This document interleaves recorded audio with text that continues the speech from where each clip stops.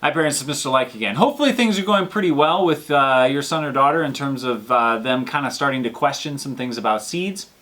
In this video, what we're going to be looking at is a couple of things. We're going to start to ask the question, what are the things that plants need in order to grow?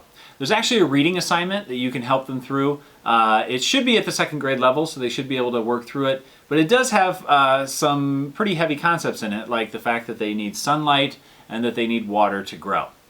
So working through that document, I know the video says to pause in order to read the document. Please do that. The document is on their worksheet, and it's just a very short passage that gets them some of the information. The biggest idea behind these science videos, and in fact in learning science at all, is for students to be figuring it out themselves. I really don't want to give them any answers, and that's something that I want you to think about as well.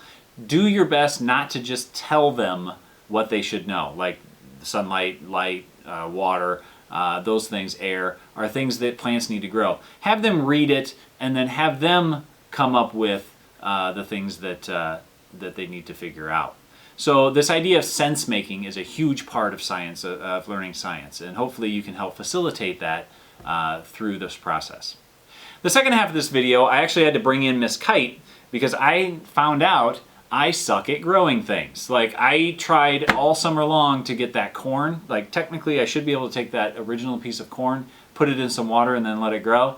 I mean, the thing started to stink, so I had to take it outside, and then the squirrels started eating it. So it was a mess. I didn't get it to work. So I brought in Miss Kite, and I said, hey, you kind of got a green thumb. Let's see if you can help me with this. So she sets up this really easy experiment to start seeds growing.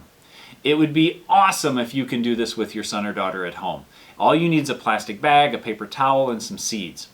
I'll probably send some seeds home with your son or daughter from class if they're at school, or I'll have some seeds available at the secretary's desk at their school if you want to come in and get some seeds. If you want to buy some, just go to the store, go to Fairway or Hy-Vee or some grocery store and just buy some lima beans or buy some pinto beans. That's as easy, it's like $1.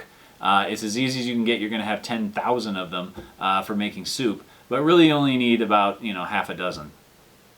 So, Jocelyn does a really good job throughout this series of videos of continuing with the experiments that the students should be doing. If you, for some reason, cannot do them at home, the student can watch the video and see how Jocelyn and make some observations on what Miss Kite does in terms of her experiment. But really, it'd be ideal if your son or daughter can just set some seeds up in the window and then get to see them grow themselves. I think that's a big part of science and actually doing the experiment. So please help facilitate that if at all possible. Let your teacher know or let me know at likescience2020@gmail.com if you have any questions. We're very excited to get things growing at your house, and I think it's going to be a lot of fun for the kids. So thank you so much for all of the effort that you've put in with your son or daughter, and I'll see you next time.